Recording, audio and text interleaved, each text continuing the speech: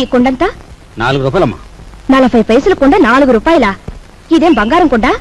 ఆయన తొక్కేది మట్టా బంగారమా? ఇంతైతే ఎవరు కొంటారు? వద్దులే, వస్తా. కుమారరామన్న దగ్గర నీ ఉద్యోగం ఏమిటట?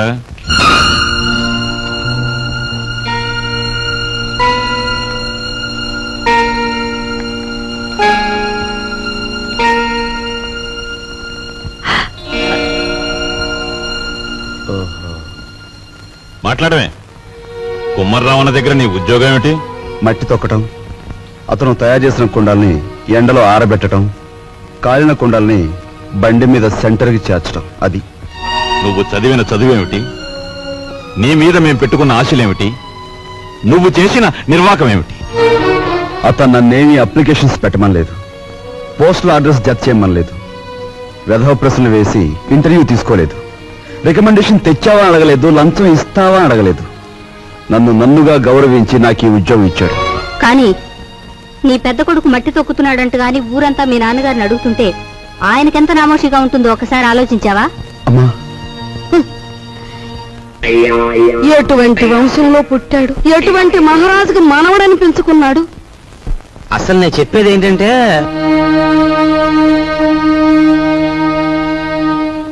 ఇలాంటి అప్రదిష్ట పనులకు తలపెడితే ఈ ఇంట్లో ఇంకా పెళ్లి కావాల్సిన పిల్లలు ఉన్నారు. వాళ్ళని చేసుకోవడానికి ఎవడైనా ముందుకొస్తాడా? మా చెల్లెలు పెళ్లి చూపు సమయంలో మీరు వచ్చి పెంట చేశారే, అప్పుడు లేదా ఈ అప్రదిష్ట? నాన్న, ఏమీ చెయ్యకుండా మీకు భారంగా ఉండే కంటే ఏదో ఒక పని చేసి ఇంత సంపాదించడం నా బాధ్యత అనుకున్నాను, సంపాదిస్తున్నాను.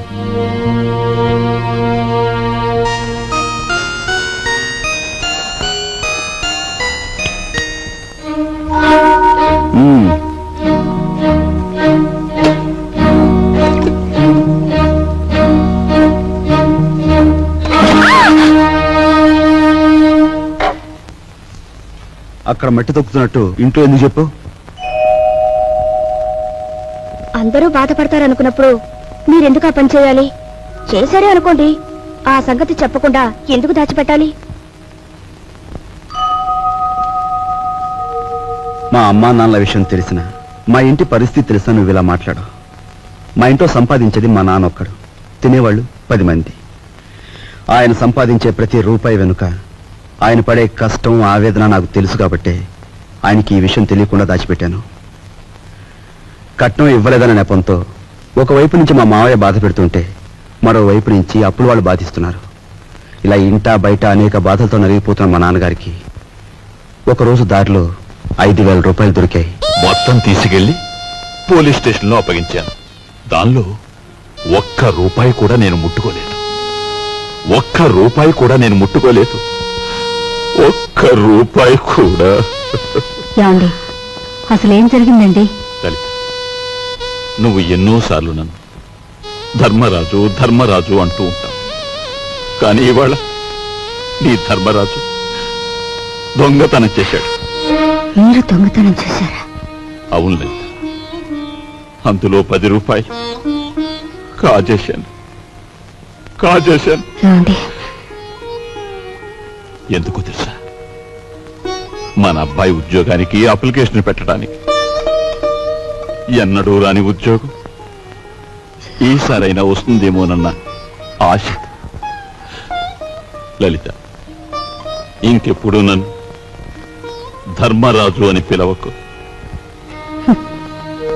లేదండి, ఇప్పుడు మీరు నిజంగా ధర్మరాజు. అశ్వత్థామాత కుంజరాహ అని ధర్మరాజు అంతటి వాడు అబద్ధం ఆడాడు. అది ఆపద్ధర్మం లలిత. ఇది ఆపద్ధర్మమేనండి. మన బిడ్డ కోసం మీరు చేసింది ఆపద్ధర్మమే. మా అందరి అవసరాలు తీర్చడానికి అంకితమైపోయిన మనిషి మా నాన్న. అలాంటి మనిషి కోసం నేను మట్టి తొక్కడమే కాదు, ముష్టెత్తుకునైనా సరే మా ఇంటి బాధ్యతను కొంతవరకైనా స్వీకరించాలా లేదా? ఇప్పుడు చెప్పు, నేను చేస్తున్న పని తప్పంటావా? తప్పంటావా?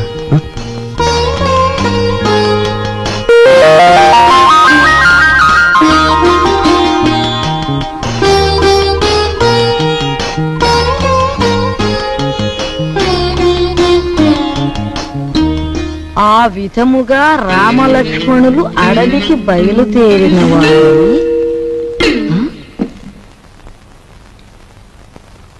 ఏంటబ్బా? ఓ చిన్న సచ్చినాడా, ఆ పెద్ద సచ్చినాడేమో మట్టి తొక్కుతున్నాడా, వీడేమో పాచి ఊడుస్తున్నాడా. వీళ్ళకి ఏం పోయే కాలం వచ్చిందమ్మా? ఇంతకీ నేను పని మనిషిని ఎందుకు పెట్టట్టు? అబ్బాయ్, ఏంటమ్మా? నువ్వు ఆఫీస్కి వెళుతున్నావల్లే ఉంది. పెళ్లి దగ్గరకు వచ్చింది కదా, పనులన్నీ తొందరగా జరగాలి. అప్పడాలు చెయ్యాలి, వడియాలు పట్టాలి. ఓ 400 ఉంటే అమ్మాయికి ఇవ్వు. అమ్మా, ఆఫీసులో లోన్కి అప్లై చేశాను, అది రాగానే ఇస్తాను. అదేమిటన్నయ్య, అయ్యవారు వచ్చే వరకు అమావాస్య అవుతుందా? తెలిసిన వాళ్ళ దగ్గర ఏ చేబదులో తీసుకుని ఈ పని కాస్త జరిపించు. వెళ్ళిరు.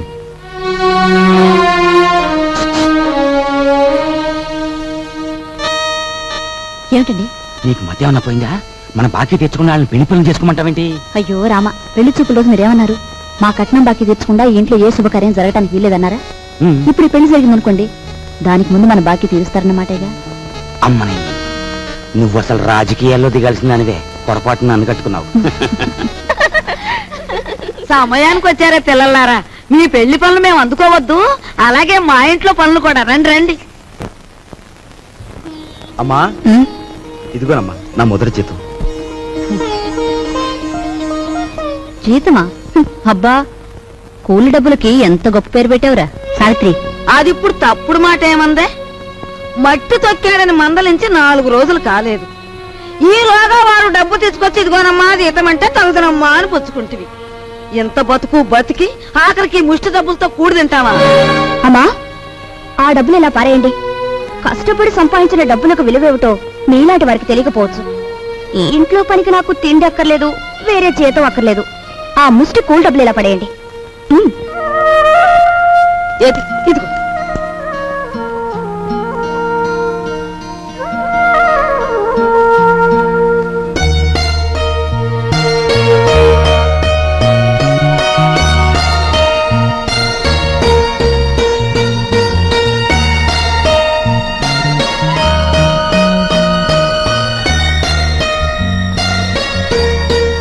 భార్యాభర్తల మధ్య ఉండవలసిన అవగాహన చూపించు. నువ్వు ఈ ఇంటికి పని మనిషివైనా నాకు నా మనిషివి.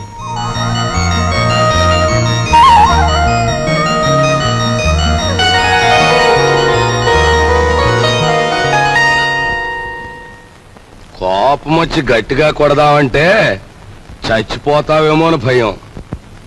బాబు నాయనా అంటే మొండుకెత్తనావు. మమ్మల్ని బాధ పెట్టకుండా చెప్పే గురువా. చెప్పే గురు. మనవడక చూసావా, పరాయి సొమ్మంటే పరిసిగుంటాడు కూడా ఎలా సత్తపడిపోతున్నాడో. ఎంతమందిని బాధ పెట్టడం భావ్యం కాదు గురువా. అలో చెప్పే గురు, ఉన్న ఒక్క కూతురు ఇల్లు వదిలి వెళ్ళిపోతే నేను వెతికించలేదు, పేపర్ ప్రకటన కూడా ఇవ్వలేదు. అంత ముండేవాడిని మీ బెదిరింపులకు నేను లొంగుతానా? గురువా మాట నా చెప్తాను. ఈ మొండిఘాటంగాడికి కూతురుందంటున్నాడుగా, ఈడు పేపర్లో ప్రకటన ఇవ్వకపోయిన ఈ తరపున మనం ప్రకటించేస్తే ఆ కూతురు ఇంటికి చేరిపోద్ది. ఆ తర్వాత స్వామియే శరణం. Very good very good. Hello నవ్వకే బాబు, కుర్రోడు దొరుచుకుంటాడు. ఆ నవ్వేదో ఇనపెడి దగ్గర నవ్వు, ఓపెనింగ్ గా నవ్వుద్ది.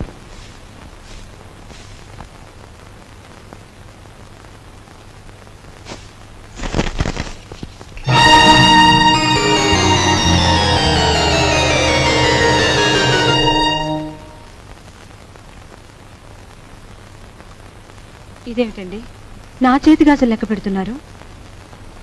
ఈవేళ మార్నింగ్ ఇంటర్వ్యూలో ఎవడో రవిరాజ్ అట, సార్ మీరు ఇన్ని క్వశ్చన్లు వేస్తున్నారు, నేను తిరగబడి ఒక క్వశ్చన్ అడిగితే జవాబు చెప్పగలరా అన్నాడు. ఏమిటి అన్నాను. రోజు అన్నం వడ్డించే మీ ఆవిడ చేతుకున్న గాజులెన్ని అన్నాడు. Fantastic daddy. ఎవరతను? ఎవరు? రవిరాజా. తిరగబడి అటువంటి ప్రశ్న వేయాలనే థాట్ రావడం ఉంది చూసారు. That's great. He's really the hero of the present society. Jaya shut up. నీ తండ్రి మీద తిరగబడిన వాడు నీకు హీరోగా కనిపిస్తున్నాడా? నాలాంటి వాడి కాళ్ల చుట్టూ దేహి ఉద్యోగం ఇవ్వండి బ్రతుకుతామని ప్రదక్షిణాలు చేసే ఒక నిర్భాగ్యుడు నీ దృష్టిలో హీరో ఆఫ్ ది ప్రజెంట్ సొసైటీయా?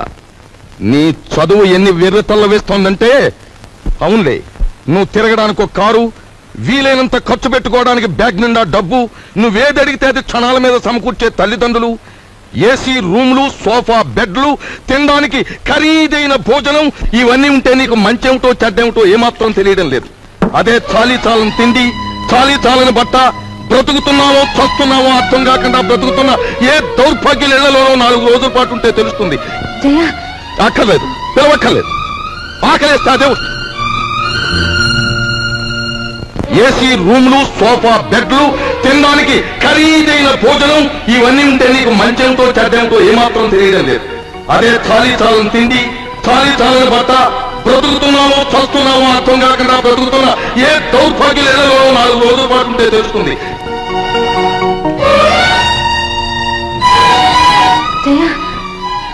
అక్కర్లేదు, పిలవక్కర్లేదు.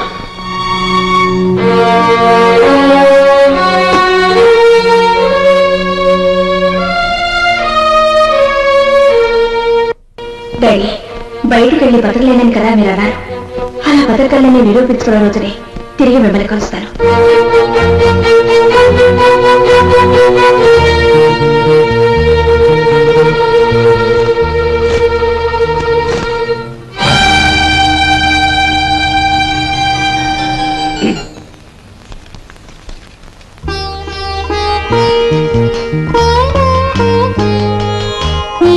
నీ సంస్కారం చూసి ఆశ్చర్యం కలిగినా నువ్వు కలవారి అమ్మాయివని మాత్రం ఊహించలేకపోయావు. పేపర్లో నీ ఫోటో చూశాక నువ్వు ఇంట్లోంచి పారిపోయి వచ్చావని అర్థం. నువ్వు ఇక్కడే ఉన్నావని మీ నాన్నగారికి ఫోన్ చేశాను. నిజానికి మీలాంటి గొప్పవాళ్ళు ఉన్న ఈ ఇంట్లో మా అమ్మాయి మీ అందరి మన్ననలు పొందింది అంటే అందుకు నాకెంతో ఆనందంగా ఉంది.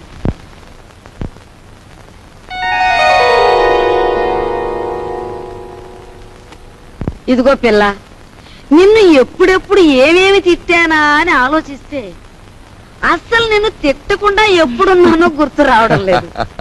ఏమో అనుకోకమ్మా. అంత మాటలు అవసరం లేదు మామగారు. నేను ఎక్కడున్నా ఈ ఇంటి ఆడపిల్లని.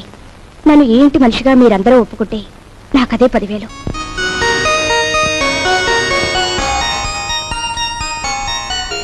కూర్చోమ్మా, వెళ్ళొస్తానండి. వెళ్ళాలి, వెళ్ళాలి. నువ్వు వెళ్ళి అమ్మకి కనిపించు, నీకోసమే చూస్తోంది. చూడమ్మా, నేను పైకెక్కి దిగలేను గాని ఆ సేఫ్ లో 50,000 పట్రా ఆఫీసు తీసుకెళ్ళాను. అదే డాడీ, మీరు సేఫ్ నంబర్ నాకు ఎప్పుడు చెప్పలేదుగా. సారీ, నీకు తెలియదుగా. వెళ్ళి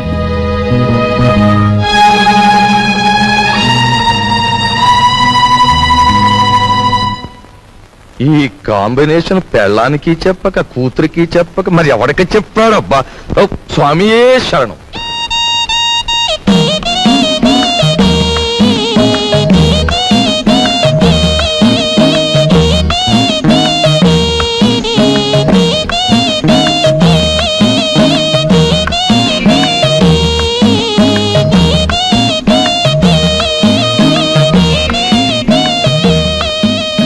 భయపడొద్దు, అటు తలుపు తీసి ఉంచుతాను, రా.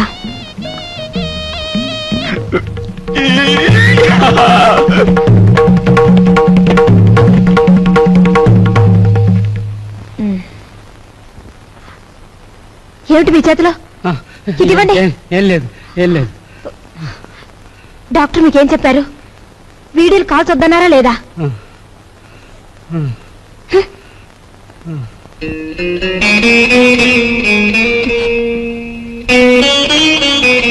సారీ. రోజు కిటికీ దగ్గర అలా చూస్తూ నిలబడిపోతావు. మనసు పాడైపోవడం లేదు. నువ్వు నాకంటే చిన్నవాడివి, నీకు ఆ విషయం తెలుసా? అన్నట్టు ఆ సోఫాలో ఉన్న ఆయన ఎవరనుకుంటున్నా?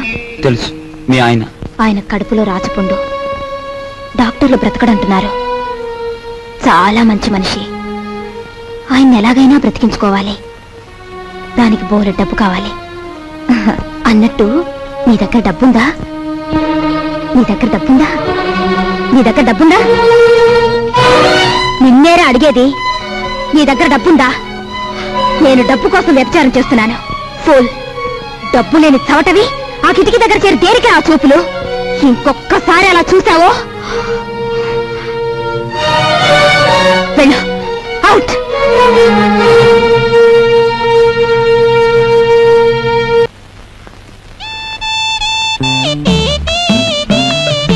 అరే మీ నాన్నగారు పోయాక నువ్వు మీసం ఉన్న మగాడివైపోయావే. అన్నట్టు మీ ఇంట్లో డబ్బు పోయిందని విన్నాను. నా కోసం నువ్వే ఆ డబ్బు తీసుంటావు. ఏది ఆ డబ్బు? చెప్పు. ఆ డబ్బు నీకిద్దామని తీశాను. ఆ రాత్రి మరెవరో నా దగ్గర నుంచి కాజేశారు. ఒక ప్రాణాన్ని నిలబెట్టడానికి నేను వ్యభిచారం చేస్తే నువ్వు వ్యభిచారం కోసం ఒక ప్రాణం తీసేశావు.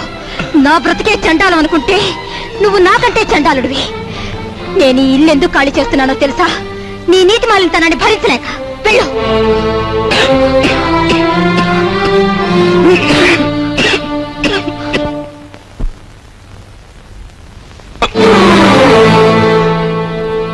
ఎక్కడికి వెళ్ళావు? చెప్పు. ఏమిట్రా నువ్వు చేసిన పని? చెప్పు. ఎక్కడికి వెళ్ళి వస్తున్నావు? చెప్పు. ఏమిట్రా నువ్వు చేసిన పని?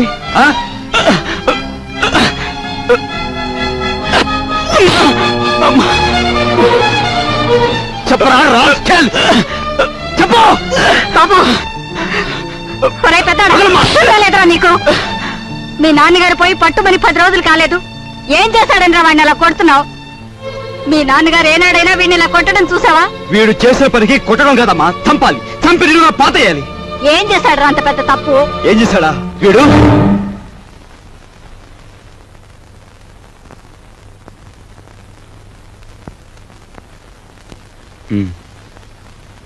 బాబు,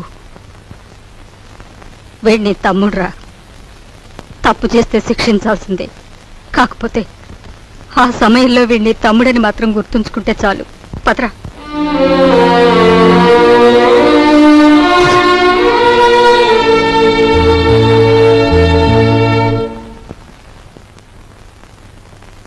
వాడెందుకు కొట్టాడో తెలుసమ్మా? చెప్పు. పక్కన కాబోయే పెళ్ళం ఉంది కదా, ఆవిడ ముందు గొప్పలు చూపించుకోవడానికి.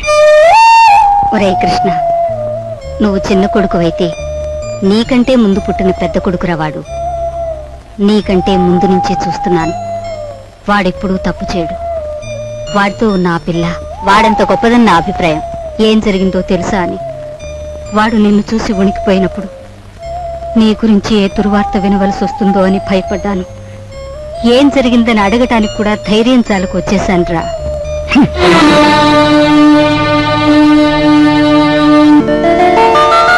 ఈమె నా చెల్లెలు. ఇల్లు వదిలి వచ్చేసింది. మీ సేవా సాధనలో ఉందేమో. సారీ, ఇలాంటి అమ్మాయి ఎవరూ లేరు. వస్తానండి.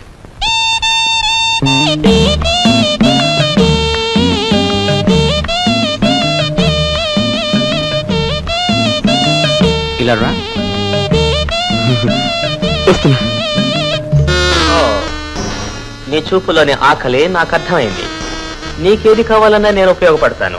అలాగే నాకేది కావాలన్నా నువ్వు ఉపయోగపడాలి.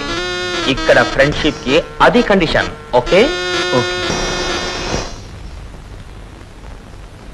రాజు, నువ్వేవి అనుకోనంటే ఈ డబ్బుతో నీ అప్పులన్నీ తీరిస్తే ఎలా ఉంటుంది?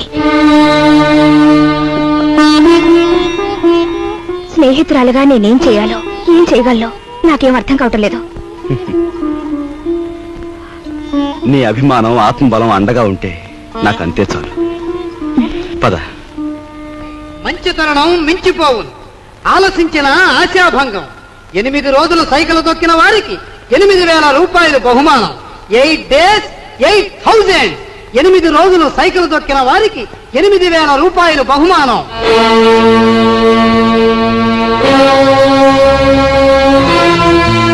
రాజు, అప్పులు తీర్చడానికి నువ్వు సైకిల్ తొక్కుతున్నావట. మనలాంటి కుటుంబాల్లో పుట్టి ఇలాంటి పనులు చేస్తే ఎంత పరువు తక్కువగా ఉంటుందో ఆలోచించు. నేను చాటుగానో సన్నాసి బుద్ధితోనో దొంగతనం చేస్తున్నాను అనుకో, లేదా కన్నవాళ్ళనే వెన్నుపోటు పొడుస్తున్నాను అనుకో, లేదా అప్పుల చేత పంచాయతీ జరిపించాను అనుకో, అప్పుడు నేను 10 మంది చేత చీ అనిపించుకునేవాడు అవుతాను. ఏమిటా నువ్వు మాట్లాడేది? మొన్నటికి మొన్న కుమ్మరాడి దగ్గర కూలిపిని కొప్పుకొని ఏంటి పరువు మీద పెద్ద బండ పడేస్తావు. ఇవాళ మీ నాన్న చచ్చిపోయాక ఆగు. ఇప్పుడు నువ్వేమిటి మాట్లాడింది? మా నాన్న చచ్చిపోయాడా? ఆ మాట నువ్వంటున్నావా? నువ్వు ఏమిట్రా అది? ఆవిడ అలా రెట్టిస్తున్నావు. మరి చూడమ్మా, నాయనమ్మా నాన్న చచ్చిపోయాడు అంటుంది, అత్తయ్య అంటుంది. అసలు అసలు నాన్న చచ్చిపోవడం ఏంటమ్మా? Non sense. నాన్న చచ్చిపోలేదు. నాన్న చచ్చిపోలేదు. మనందరం కలిసి ఆయన చంపేశాం. అవునమ్మా, నిర్దాక్షిణ్యంగా కాలు రాసి చంపేశాం. కొండంత మనిషిని చాదస్తుతో కొందరు, స్వార్థంతో కొందరు, ఇలా అందరూ కలిసి ఆయన చంపేశాం. ఏ చంపలేదా? ఒక్కసారి మీరందరూ గుండెల మీద చేతులు వేసుకుని ఆలోచించండి. ఆయన జీతం నెలకు 500 రూపాయలు, కేవలం 500 రూపాయలు. తాహతకు మించిన కోరికలు కోరి మనందరం కలిసి ఆయన చంపేశాం. He was successfully murdered by all his family members. నోరుంది కదా అని తప్పులు పడుతున్నారు. నేను చేస్తున్న ఈ పనిలో ఓ పవిత్రమైన ఆశయం ఉందే తప్ప ఇదేం పరువు పోయే పని కాదని నాకు బాగా తెలుసు. మీరు ఒప్పుకున్నా ఒప్పుకోకపోయినా ఈ పని నేను చేసే తీరు.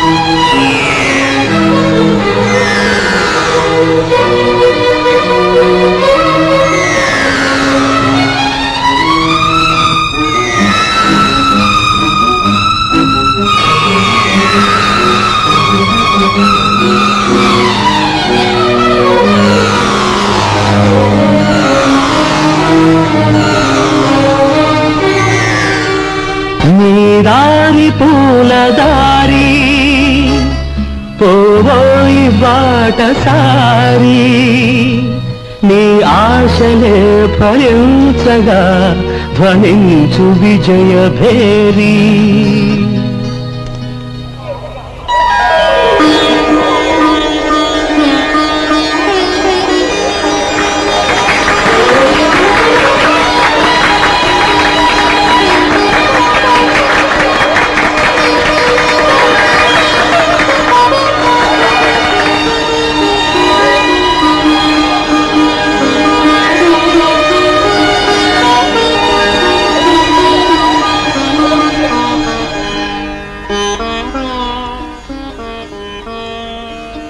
ఇవాళ నీ కొడుకు ప్రయోజకుడైనందుకు ఇప్పుడు నువ్వు ఉంటే ఎంత ఆనందించేవాడివిరా.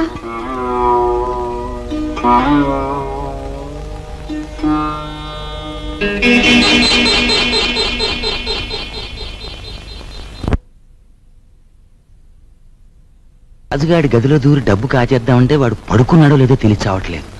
పడుకున్నాడని దగ్గరికి వెళ్ళామనుకో, వాడు బాంబుల పేర్లా పేల్తాడు. అసలు ఈ గొడవంతా దేనికి?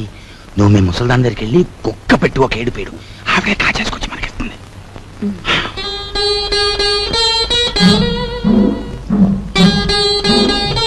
రాజు సైకిల్ దుక్కి సంపాదించిన డబ్బుతో ముందు అప్పులు తీరుస్తానంటున్నాడు. మమ్మల్ని మాత్రం ఆగమంటున్నాడు. వాడు సైకిల్ తొక్కుతానంటే మనం అందరం వాడిని కాదన్నాం. ఇప్పుడు ఆ డబ్బు మనం కావాలంటే ఏం బాగుంటుందమ్మా? అందుకే వాడి చేతిలోంచి మనం తీసుకోము. మరి నువ్వు ఆ గదిలోకి వెళ్తావు, ఎవ్వరికి అనుమానం ఉండదు. ఆ డబ్బు నువ్వు తెస్తావు.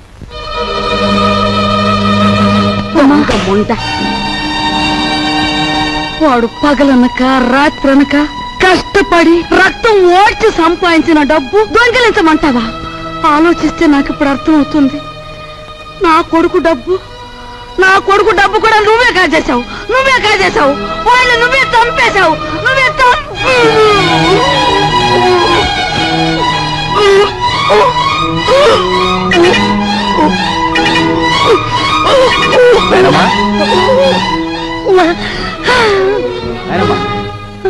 బాబు ఏమైందమ్మా? ఎందుకు కేకలు పెట్టావు? ఏం లేదు బాబు, ఏదో పీడకలు వచ్చింది.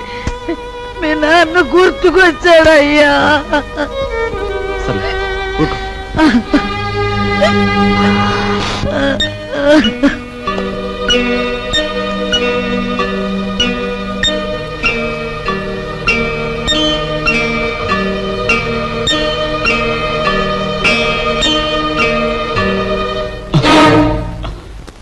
ఏమిట్రా లోపల చూస్తున్నా?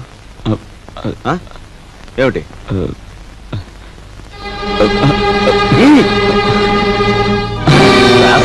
ఏమిటారు చేసిన పని?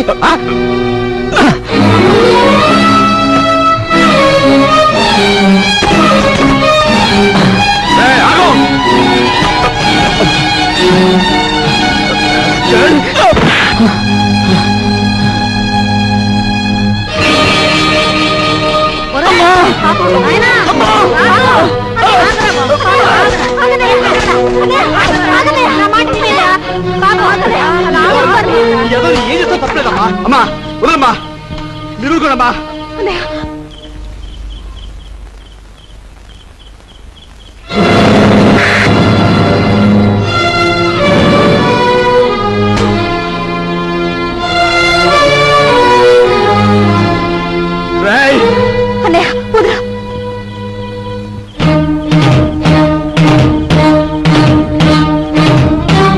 దుర్మార్గుడా, ఎంతకు తెగించావురా?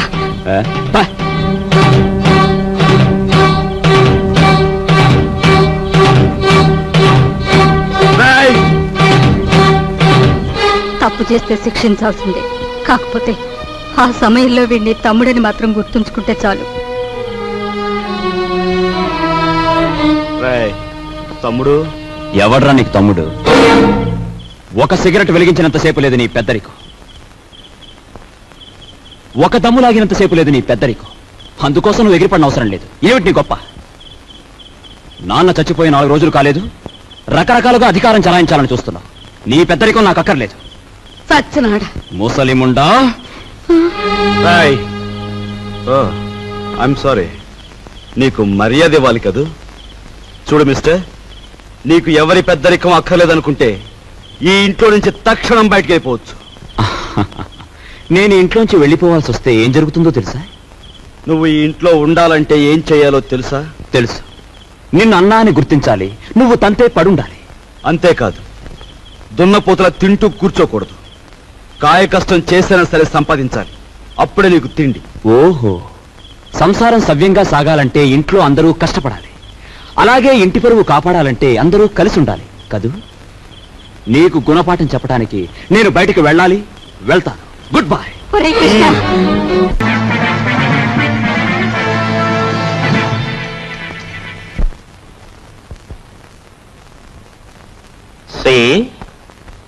నువ్వు కలలు కంటూ ఊహల్లో తేలకు. Go and enjoy. Come on.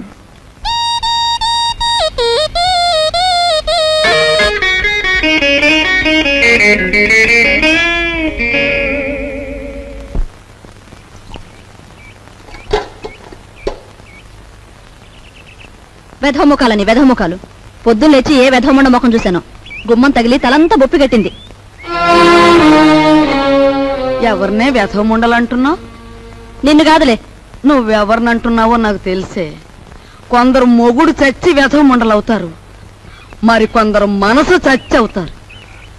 Bhudevi లాంటి మీ వదిలిని పట్టుకుని వ్యధముండ అన్నందుకు అక్షరానికి ఒక శిక్ష విధిస్తాడు ఆ దేవుడు. ఏమిటి నువ్వు అనేది? నేను అన్నదేమనే తప్ప? తప్ప తప్పున్నారా?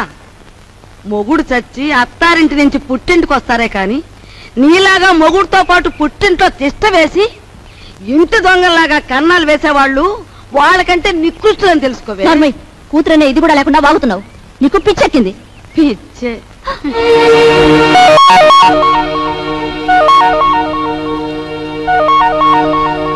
రామ్మ రా, సమయానికి వచ్చావు. చూసావా అమ్మ, దేవుళ్ళంటే నా బిడ్డను మింగింది కాకుండా అది ఎన్ని మాటలు అంటుందో. ఇవి చేతులు కావనుకో అమ్మా, నీకు అన్ని భోగాలు ఉండి కూడా మా ఇంటికొచ్చి ఎన్నో మా కష్టాలు చూసిందానివి. నువ్వే ఏదైనా ఉపాయం ఆలోచించి ఈ గాది కింద పందికొక్కుల్ని విరగడిచేయి తల్లి. మీరేం బాధపడకండి మామగారు, నేను మీ మనవడు కలిసి ఆలోచించాం. నాకు చిన్నప్పటి నుంచి లక్షాధికారులతో మాట్లాడటం అంటే చెడ్డ సరదా అండి.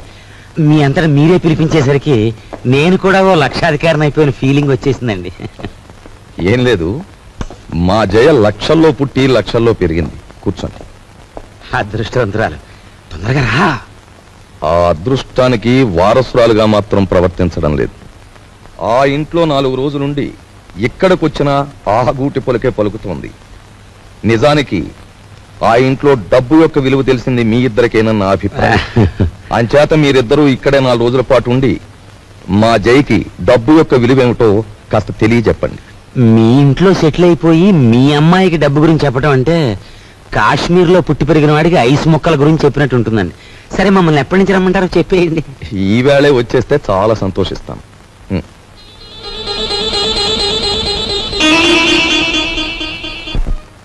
వరాలు, నువ్వు నా ఇల్లు దోచుకోవడానికి వచ్చిన నీ మంచితనం వల్ల నాకు ఆత్మీయుడవయ్యావు.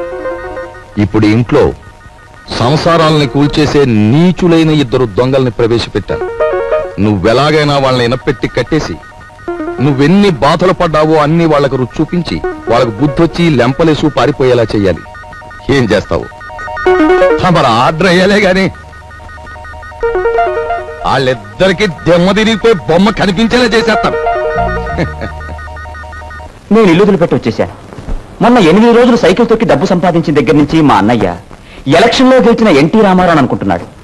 అభిమానంతో అందరూ ఎన్టీఆర్ ని అన్నా అని పిలుస్తుంటే వీడు మా మీద అధికారం చలాయించి అన్నా అనిపించుకోవాలని చూస్తున్నాడు. ఏమిటి, మీ అన్నేను అన్నా అనాలా? అందాం.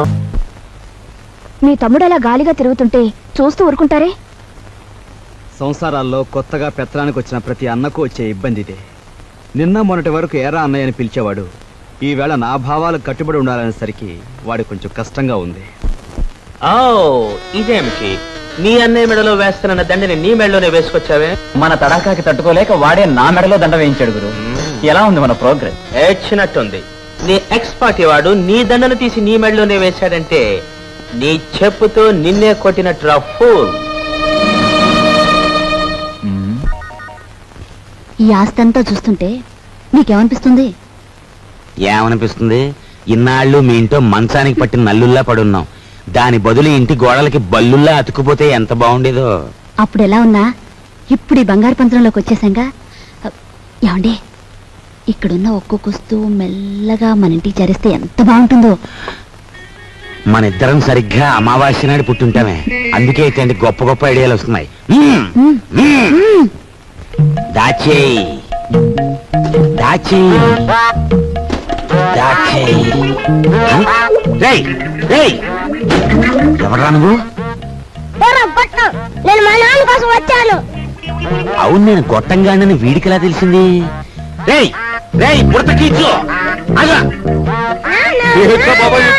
పెట్టరా, నువ్వు ఇక్కడికి వస్తే నా పేరు వరాలని భుజంగరావు కాదని అందరికీ తెలిసిపోద్ది. మరప్పుడు చిల్లరలాగా వస్తుంది. ఇదిగో బాబా, ఇదిగో ఈ డబ్బులు తీసుకుని నువ్వు వెళ్ళు వెళ్ళు. డూప్లికేట్ భుజంగరావు గారికి నమస్కారం. డూప్లికేట్ భుజంగరావు ఏమిటి? Non sense. డోంట్ టాక్ అంటే డోంట్ టాక్. తారు డబ్బాలో ముంచిన కుక్క పిల్లలా ఉన్న ఈ కర్రి నా కొడుకు, నీ కొడుకు, అవునా కాదా? ఈ ఇనపెట్లో ఉన్న డబ్బంతా కాజేయాలని వచ్చావు, అవునా కాదా? మీరు విన్నది నిజమే. ఏదో పిల్లలు గలవండి, కావాలంటే ఓ ఆనావాట ఇచ్చుకుంటాను. ఆనావాటనా? కొట్టానంటే కొత్తిమీర చట్నీ అయిపోతుంది నీ మోఖం. హలో, నన్ను ఇక్కడికి పంపించిన మా బాసు నాకు ₹10 వాటా ఇస్తా అన్నాడు. కావాలంటే నా వాటాలో 50-50 పావల వాటా ఇచ్చేస్తాను.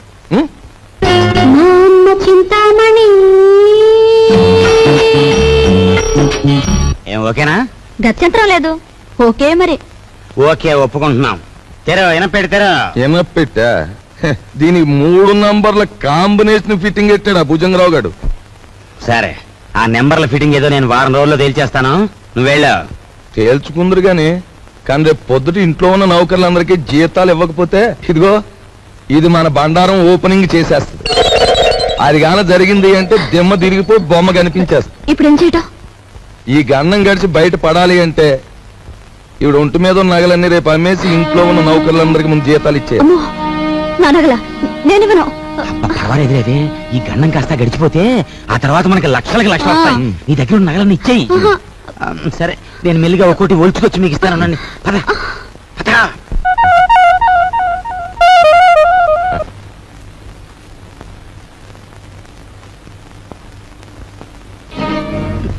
నిన్న తాటాకులు కట్టావు, ఇప్పుడు రా చూద్దాం.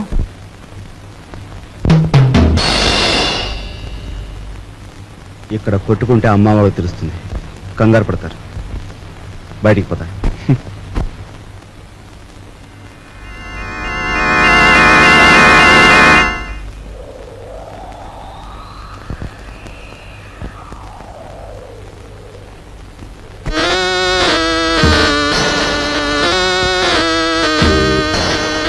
హీఈస్ జానీ జింజర్, మా బాస్ లాంటివాడు. He is my brother. సారీ.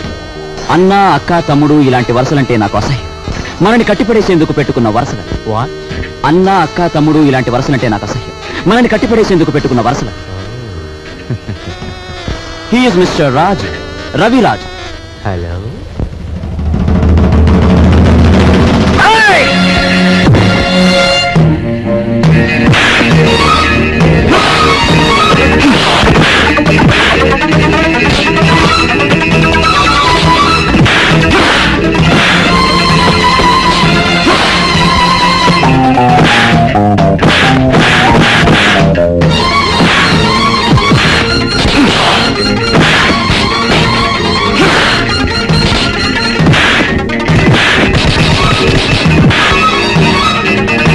ఏమిటి జింజర్ భాయ్, మన వాళ్ళలా దెబ్బలు తింటున్నారు?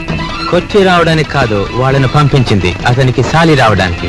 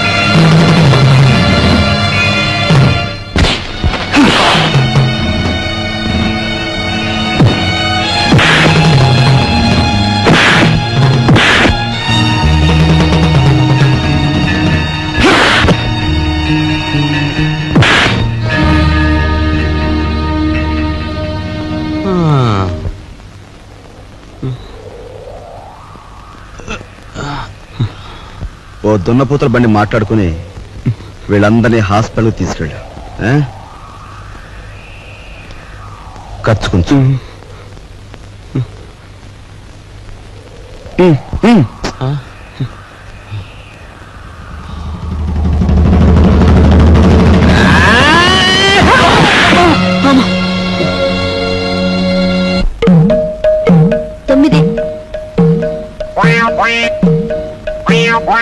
ఏడు.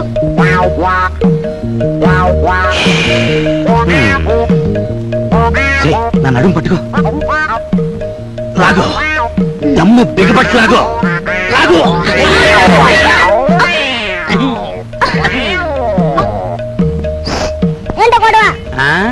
మేమిద్దరం చెడుగుడు ఆడుకుంటున్నాం రా పిల్ల నా కొడక. పడక పడక.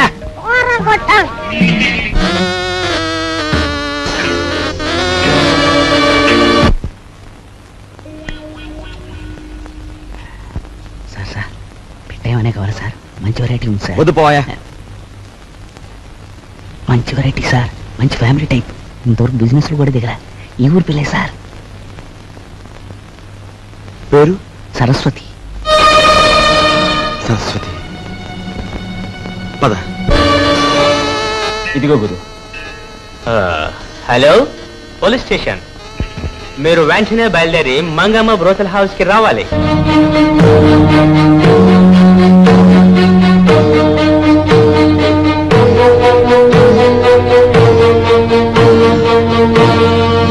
ఈ ఊరి పిల్లన్నావే, ఆ అమ్మాయి ఏది? సరస్వతి ఫ్యామిలీ గర్ల్, ఇంకా వ్యాపారంలోకి దిగలే, మంచి హుషారైన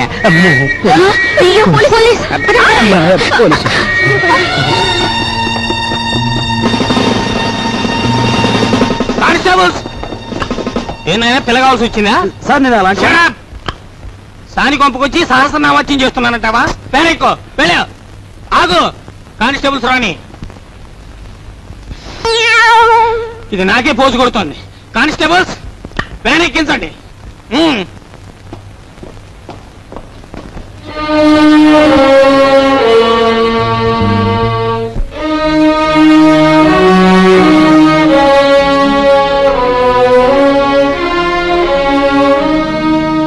బాబు,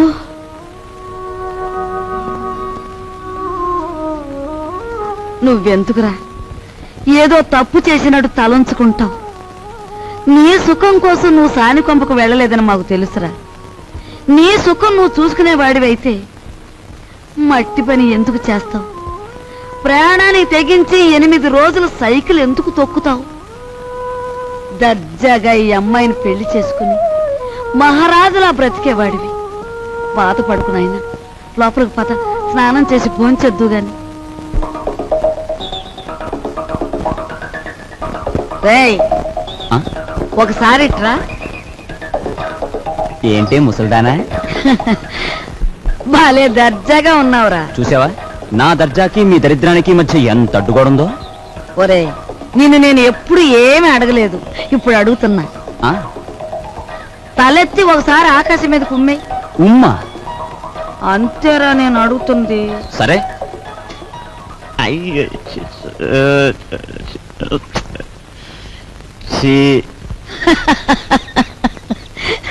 ఒరే, ఆకాశం మీద ఉమ్మేయడానికి ప్రయత్నిస్తే అది ఆకాశం మీద పడదు సరికదా, తిరిగి వచ్చి నీ ముఖానే పడుతుందని తెలుసుకో. పరువు కోసం ప్రాణాలొడ్డే నీ అన్నని ఇంటి పరువు తీసుకెళ్లి పెంట మీద పెట్టి నువ్వు ఏమి చేయలేవని తెలుసు. ముసలిముండా. ఒరే, దర్జాకి దరిద్రానికి మధ్యలో ఈ ఇనుప చెవులు అడ్డుగా ఉన్నాయి. నీ చెయ్య చితికిపోతుంది, జాగ్రత్త. జీతాలు ఇవ్వాలి, గీతాలు ఇవ్వాలి అంటూ నా ఒంటి మీద నగలన్నీ ఒలిచిపోయావు. ఇంకా ఇమ్మంటే నా ప్రాణాలు తప్ప మరేమి లేవు. అనుకున్న ప్రకారం జీతాలు ఇవ్వకపోతే ప్రాణాలు దక్కవు, పరువు దక్కదు. లక్షల బీరువాలో వచ్చేయాలంటే ఏలు పెట్టాలి మరి. ఇదిగో, లేకపోతే మీరు రాజులాగా సైకిల్ పైన అన్న దొక్కు 8,000 వస్తాయి. 8,000. 8,000? చింతామణి దండ కూడా వేయి.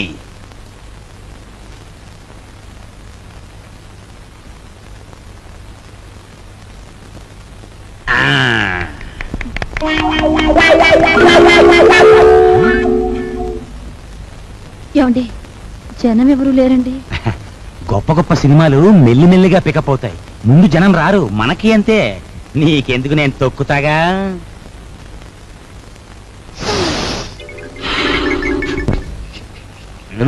రావయా, రిబ్బన్ కట్టికి టైం అయింది. రే, రికార్డు పెట్టా. జయము నిశ్చయమురా, భయము లేదురా, దంకు గొంతు లేక ముందు సాగి పొమ్మురా.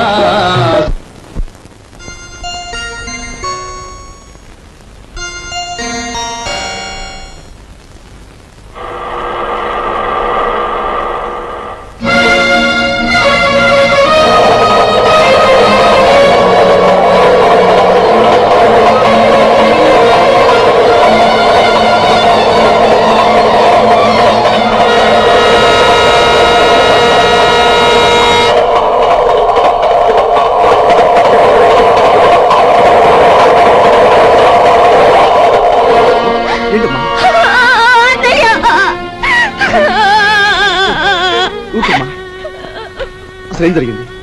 ఇన్నాళ్ళు ఎక్కడున్నావు? ఆ రోజు నేను ఇంట్లోంచి వెళ్ళిపోయాక పెళ్లి చూపులకు వచ్చిన జయదేవిని కలిశాను. మీ ఇద్దరం కలవడానికి వీలు లేదని వాళ్ళ నాన్న శాసించారు. అందుకని మీ ఇద్దరం గుడిలోకి వెళ్ళి పెళ్లి చేసుకున్నాం. ఇప్పుడు వాళ్ళ నాన్న జయదేవికి వేరే పెళ్లి చేయాలని చూస్తున్నాడు. వేరే పెళ్లి చేయాలని చూస్తున్నాడు.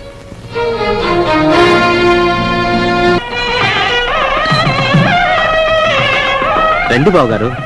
పెళ్లి కూతురు తండ్రినే ఉండి పోలీసు డ్రెస్సులో వచ్చినందుకు క్షమించాలి. నా కూతురు పెళ్లి అయినా నేను డ్యూటీ నుంచి రిలాక్స్ కాను.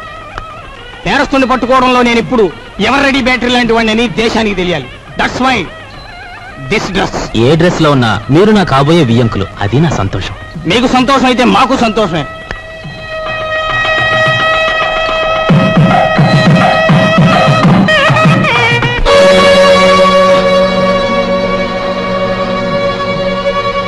మీ అందరి చేతిలోని విసులుగరలో ఒకసారి చూపించండి. బావగారు వీడొట్టి దగాకోరు, వీడిని నమ్మొద్దు. ఏవో దొంగ ఫోటోలు వచ్చేసి నన్ను అల్లరి చెయ్యాలని. బాబు, మీలాంటి వాళ్ళందరూ చేరి వాడిని దగాకోరుగాను దగులు బాజీగాను తయారు చేస్తున్నారు.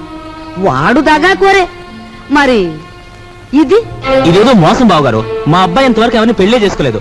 అసలు ఈ అమ్మాయి ఎవరో మాకు తెలియదు బావగారు. సరస్వతి, మేము దయసాక్షిగా పెళ్లి చేసుకున్నామండి. మా ఇష్టం లేకుండా బలవంతంగా ఈ పెళ్లి జరిపిస్తున్నాడు మా నాన్న. సరదాగా దండలు మార్చుకున్నంత మాత్రాన అది పెళ్ళవుతుందా? సరదాగా దండలు మార్చుకోవడం కాదు, కొంతకాలం కాపురం కూడా చేశారు. కాపురం చేస్తున్న భార్యాభర్తలను విడదీసి వాళ్ళకి మరో పెళ్లి చేయడం నేరం. దానికి ఈ క్షణంలో మిమ్మల్ని అరెస్ట్ చేయగలరు, తెలుసా? అది కదా బావగారు. మీరు పెళ్లి కొడుకు తండ్రిగా ఇక్కడ ఉండాలి అనుకుంటే వీళ్ళిద్దరికీ పెళ్లి జరిపించండి, లేదా మిమ్మల్ని జైలుకి పంపించాల్సి వస్తుంది. అమ్మాయి, మీరిద్దరు వెళ్ళి పీటల మీద కూర్చోండి.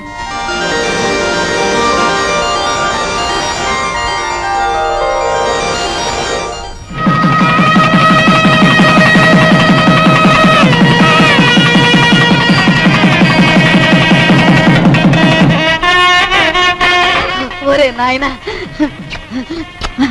బాబు ఇదంతా నీ గొప్పతనం రా. మన వంశ గౌరవాన్ని నిలబెట్టావురా బాబు. మీ అభిమానానికి కృతజ్ఞుని. నా డ్యూటీ మాత్రం నేను చేశాను. నువ్వెంత మంచివాడు బాబు.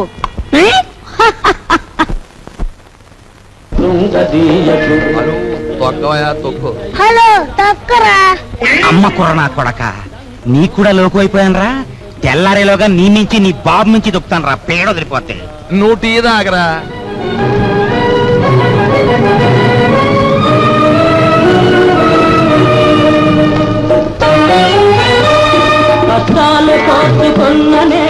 సావిత్రి, నీ మొగుడికి నిద్రమత్తు పోయి హుషారుగా సైకిల్ దొక్కి పందెం గెలవాలి అంటే ఒకే ఒక పద్ధతి ఉంది. నేను చెప్పినట్టు వింటావా? ఏమిటో చెప్పండి, చేస్తాను. ఏం లేదు, సాక్షులు ఎంపకే కొట్టి.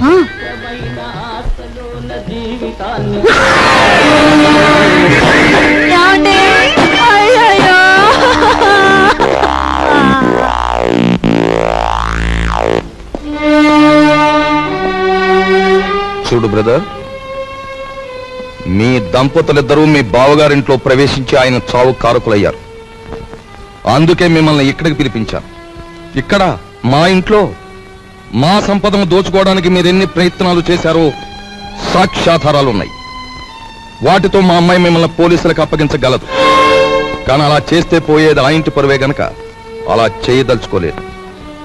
ఆ నగలివు.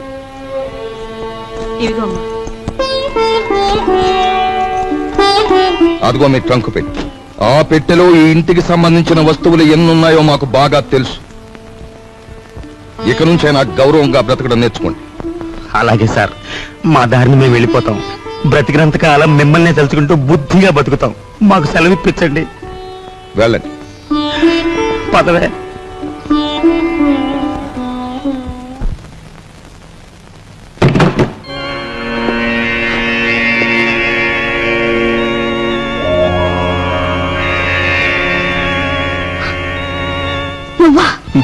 నేనే.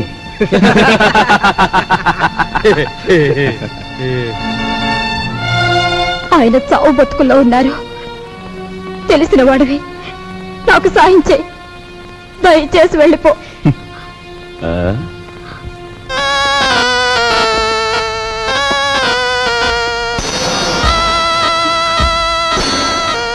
Sorry dear, sorry. నాది ఎన్నాళ్ళ కోరికో. గురు దక్షిణ.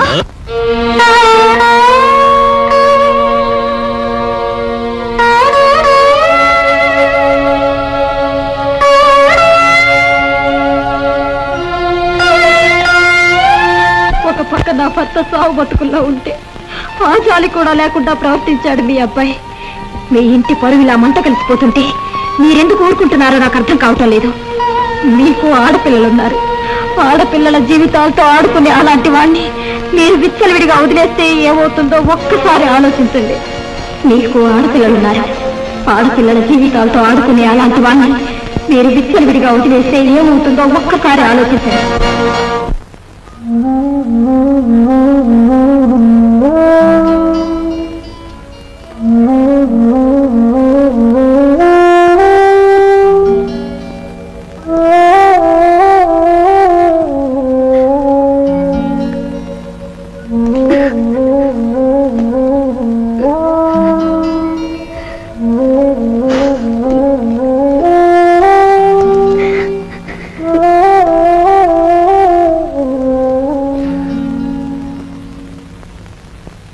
చూడమ్మా, ఈ క్యారేజీ మా చిన్నబాబుకిచ్చి మీకు ఇష్టమని మీ అమ్మాయి స్వయంగా తయారు చేసింది.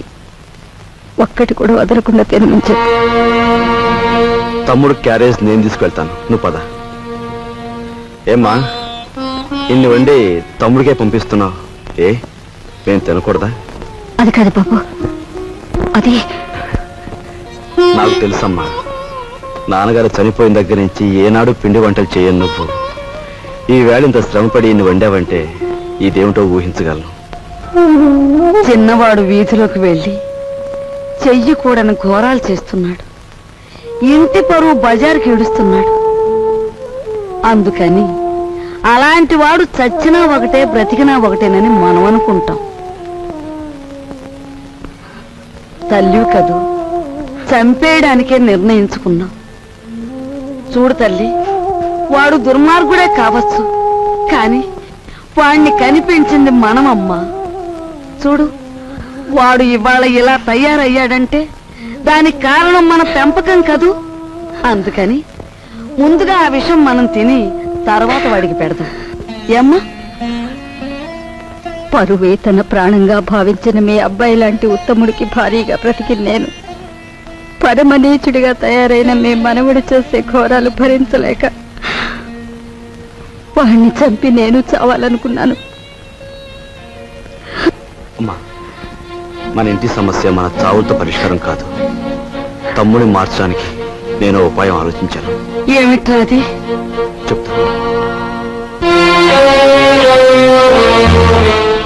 వాళ్ళు వస్తున్నారు, మీరు బయలుదేరండి. వెళ్తామండి. వెళ్ళొస్తామమ్మా, పదా.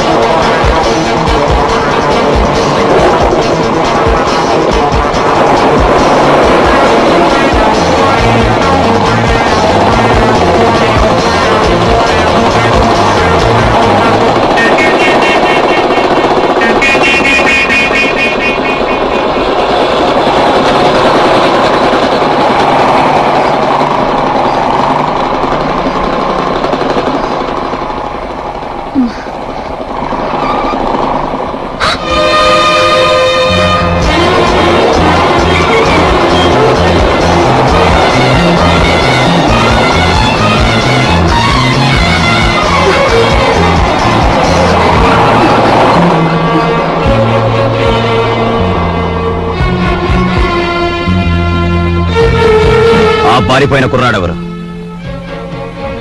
చంపేస్తాను చెప్పు. నీతో పారిపోయిన ఆ కుర్రాడెవరు? చెప్పవే.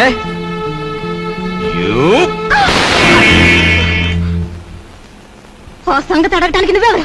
ఎవరన్నా? సమాధానం చెప్పకపోతే పళ్ళు రాలగొడతాను. అప్పుడు తెలుస్తుంది నేనెవరినో. చెప్పు, నీతో చేయి కలిపిన ఆ కుర్రాడెవరు? ఏమిటి, నా మీదేదో అధికారం పెద్దరికే ఉన్నట్టు అలా దబాయించి అడుగుతున్నావు? నీకు సమాధానం చెప్పాల్సిన అవసరం నాకు లేదు. ఎందుకు లేదు? నేను నీ అన్నయ్యని. అన్న, అక్క, చెల్లెలు ఇలాంటి వరసలంటే నాకు అసహ్యం. అధికారం చలాయించేందుకు పెట్టుకున్న వరసలవి. మర్యాదగా వెళ్ళు, లేకపోతే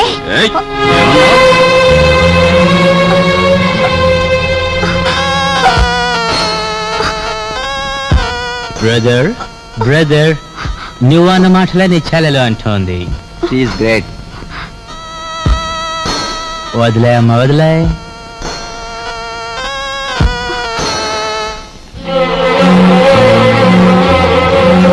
చూడు బ్రదర్, ఆ వేళ ఆ పిల్లని అనుభవించే గురువు అన్నట్టు తోసావు. ఈ పిల్ల నీ చెల్లి అనే సెంటిమెంట్ ఉంటే కాసేపు అలా పక్క తప్పు.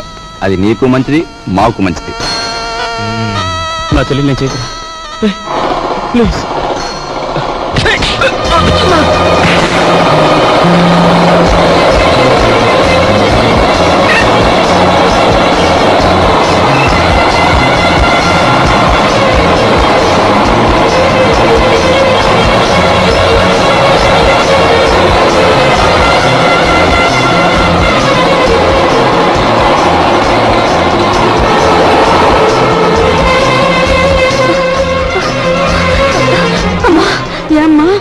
ఒరే బాబు, వాళ్ళు అసలే దుర్మార్గులరా.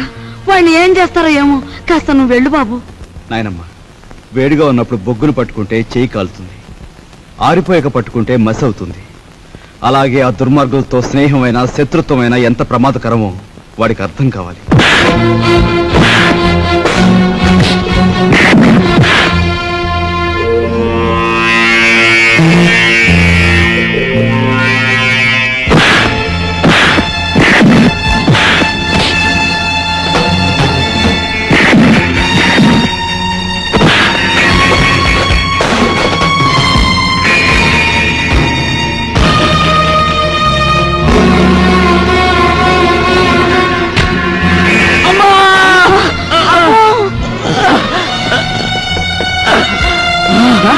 అమ్మో, ఎంత పని జరిగిందిరా.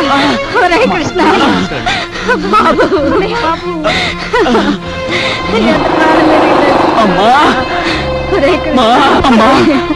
అన్నయ్యను వెళ్ళొద్దో చెప్పమ్మా, అన్నయ్యని చంపేస్తారమ్మా. అమ్మా నాయనమ్మా, అమ్మా వెళ్ళండి, వీడిని నేను చూసుకుంటాను.